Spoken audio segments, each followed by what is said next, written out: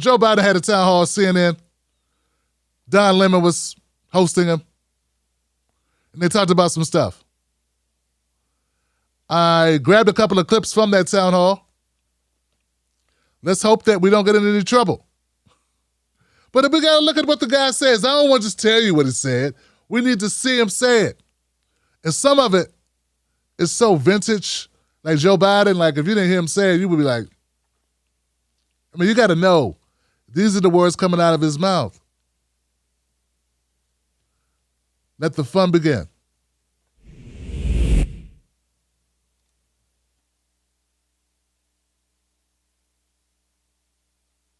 I would go back to that where you have to maintain the floor. You have to stand there and talk and hold the floor. You can't just say it. I understand that. But what difference is that if you hold the floor for, a day or a year, what difference does it make? Here's the thing for me. You talked about people, and this is important for people who look like me. My grandmother would sit around when I was a kid, fifth grade, had a fifth grade education. I learned that she couldn't read when I was doing my homework. She would tell me stories about people asking her to count the number of jelly beans in the jar, or the soap. And so why is protecting the filibuster, is that more important than protecting voting rights, especially for people who fought and died for that? No, it's not. I want to see the United States Congress, the United States Senate, pass S1 and S4, the John Lewis Act, get them to my desk so I can sign them. But here's the deal.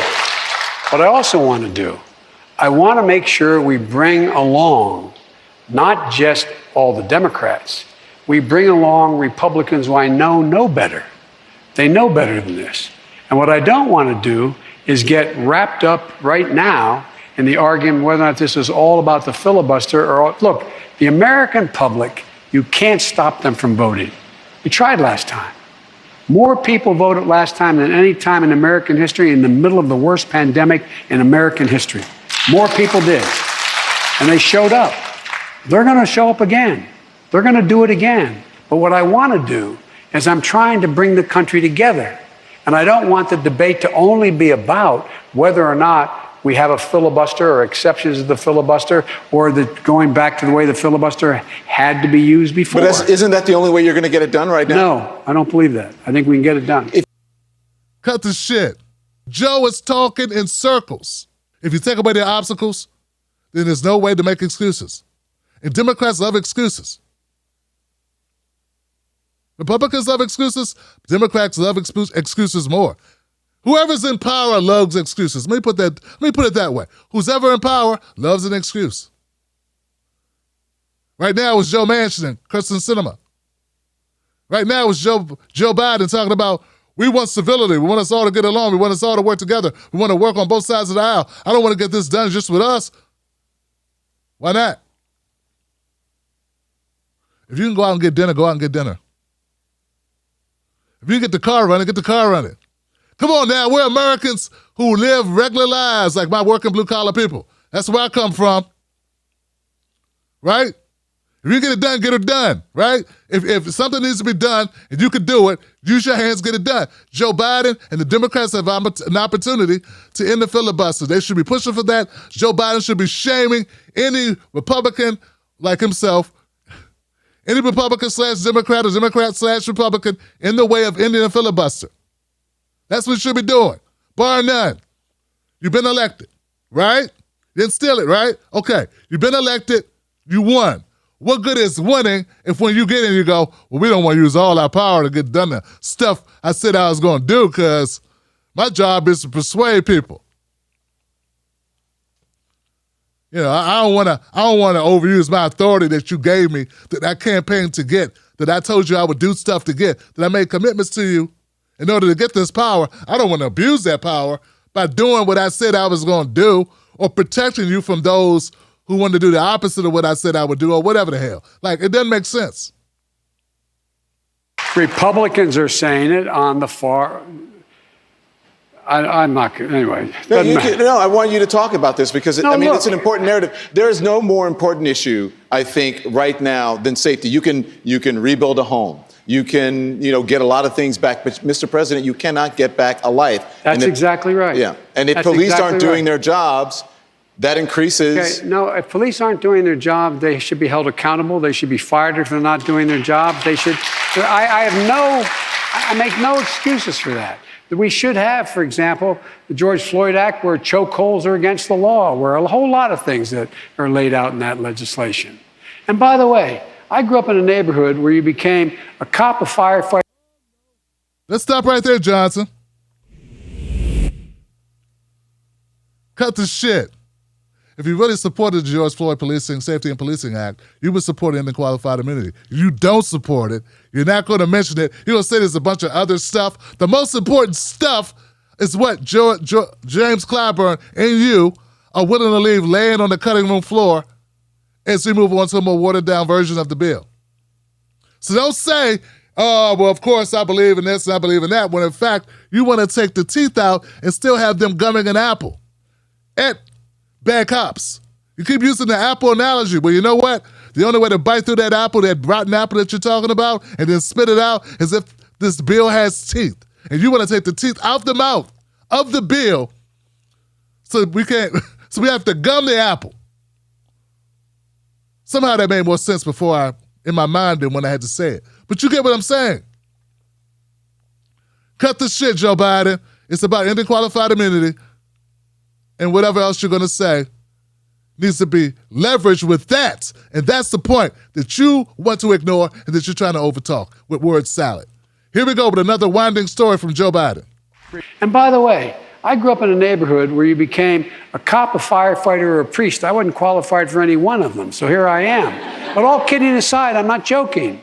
The guys that grew up in Scranton and Claymont, Delaware, Steeltown, that's what we did.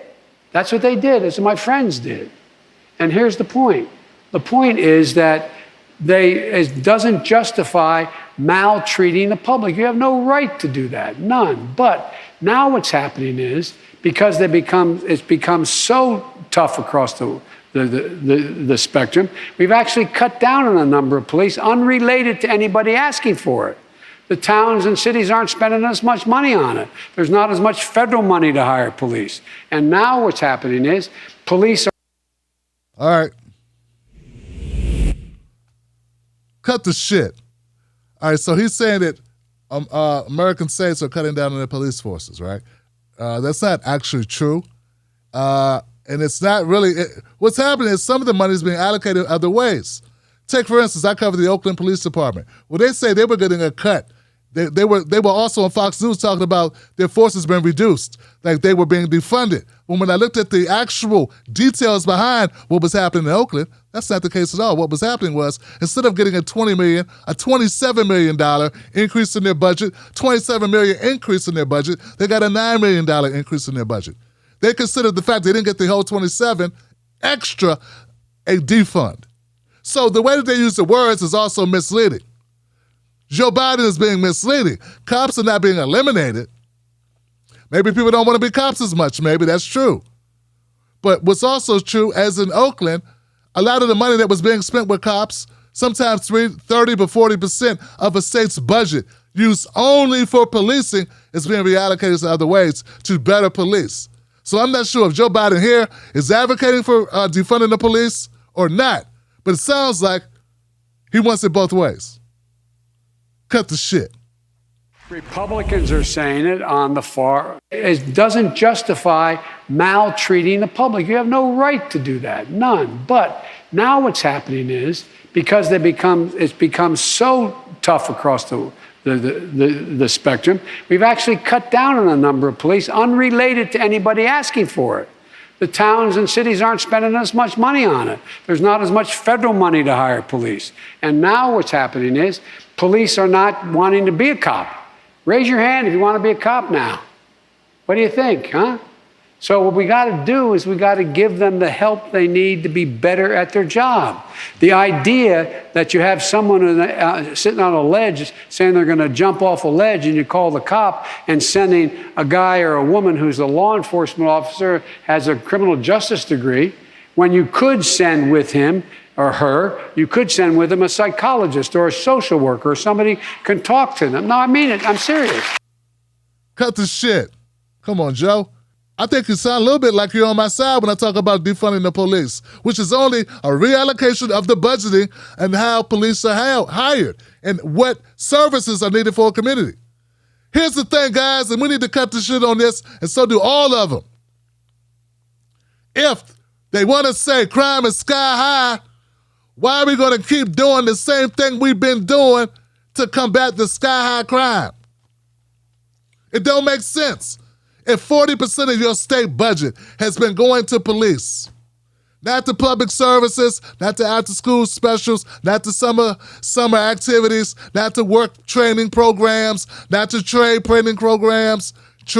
training programs and apprenticeships, not to daycare, social programs to take care of kids while parents work. None of these things. Mental health awareness, mental health care, therapy, any of that.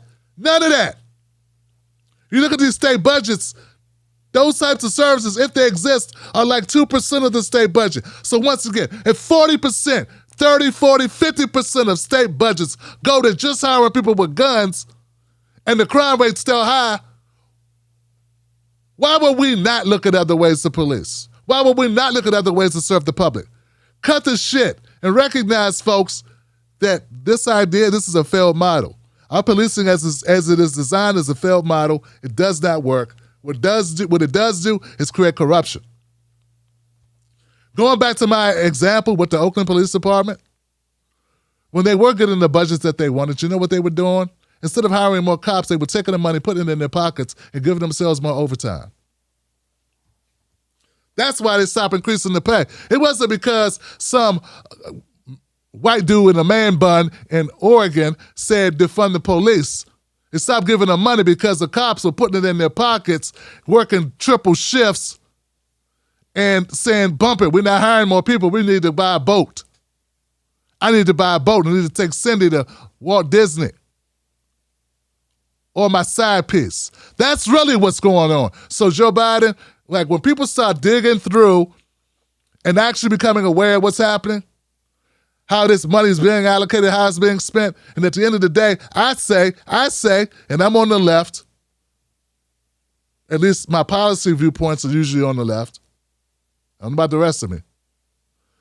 But I say pay good cops more money. Pay certain cops, pay the good cops more money, get rid of the bad cops, add some mental health facilities, add some community organizations, add some workshops, add some training, add some other pillars to the community, some other pieces to the community to give people options and to help mitigate the tragedies that are happening in those communities, and maybe we'll see a difference. But at least we'll be doing something different. I mean, I don't know if my plan will work, but if we're going to fail, at least let's fail in a different way. If we're going to miss the boat, at least let's miss the boat in a different way. At least if we're not going to succeed, let's try other shit to find out what's not going to work instead of continually to hit the nail with the shoe. Let's use the hammer to hit the fucking nail. So cut the shit. For $300, who understands what Joe Biden's point is? That's underway, just like the other question that's illogical. And I've heard you speak about it because you always, I'm not being solicitous, but you're always straight up about what you're doing. Yeah.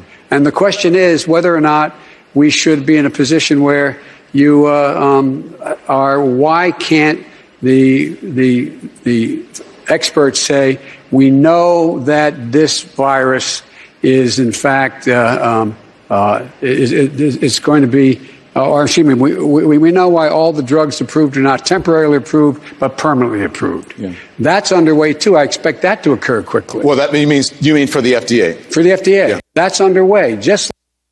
Why are people talking about this? Is it like a rule? You're not supposed to call out what's obvious? There's problems here. There's lack of coherence. A lack of a reasonable thought that goes from point A to point D or B, like that's discernible, makes sense, that's lucid. I mean, a quarter of the way through that thing, it sounded to me like Joe Biden just wanted to say fuck it and walk off stage. I mean, I hear nothing that makes any sense. What was his answer? I don't know. That wasn't the only time it didn't make much sense. Here goes more of not making much sense. That's underway, just like the other question that's illogical. You got the vaccination? Yeah. Are you okay? I mean, you seem, no, it works. Or or the mom and dad, or the neighbor, or when you go to church, or when you're, no, I really mean it. There are trusted interlocutors. Think of the people. If your kid wanted to find out whether or not there's a man on the moon, or whatever, something, or, whether those aliens are here or not, who are the people they talk to beyond the kids who love talking about it?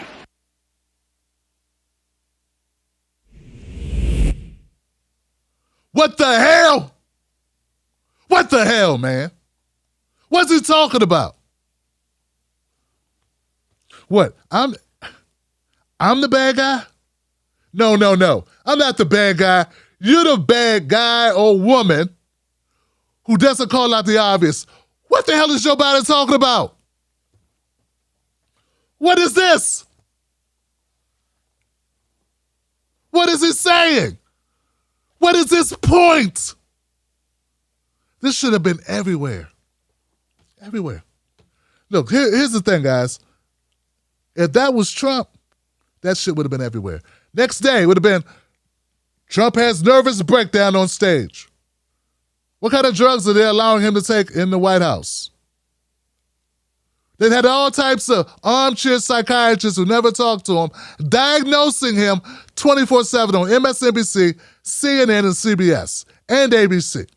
They'd have some doctor on The View talking about the body language of the president clearly demonstrates that he is on some type of methamphetamine mixed with some type of Prozac cut with some Midnight Train, Cisco, and St. Ides.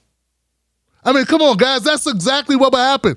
Joe Biden makes no damn sense. The wires are touching. The elevator's broken. The car door's ajar.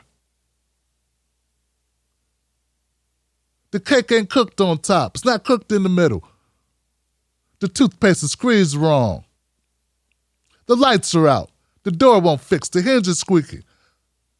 The dog ain't barking. The sock got a hole in it. Come on! What analogy do we need to use that makes you feel better? Does it make you feel better if I put it different ways?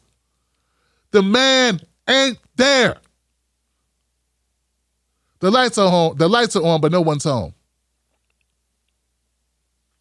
That dog don't hunt. That ground bears no fruit. That bird can't fly. That fish ain't swimming. That crocodile ain't crocking. That peanut butter ain't got no peanuts in it. Come on, Johnson. Come on. Come on. Believe in this. For this person, this president. You talk shit to black people?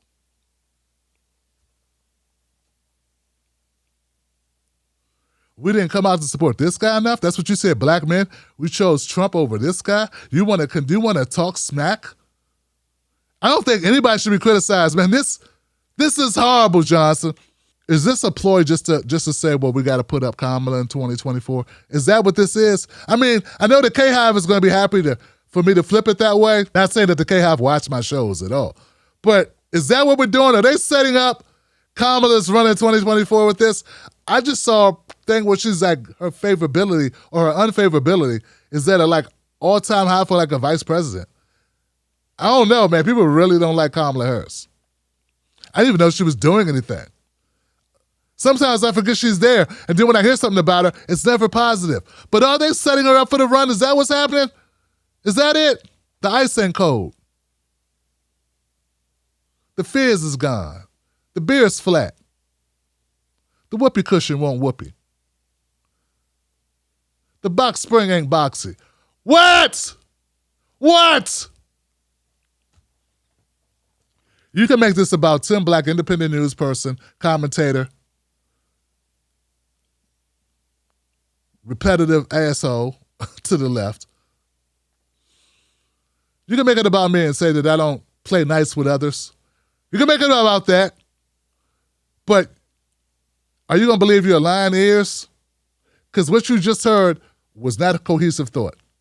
Didn't make no damn sense. And was exactly zero incentive for people to go out and get vaccinated, which was what he was supposed to be talking about, black people not getting vaccinated. Now, if you were sitting on the fence going, I don't know if I trust this government or not, and then you heard that shit, short of cutting a vein and bleeding out in your living room, I don't think you were more incentivized to go out and get a vaccine. You may have been more incentivized to sit with the radio on so you can learn more words, but you wouldn't be incentivized to take no vax, because that right there is some bullshit, Johnson. All right. Send your hate mail to clientcare@timblacktv.com. Send your love to timblacktv at tim@timblacktv.com. We're going to go on to the next segment because we could stay here all day, and I think you got it.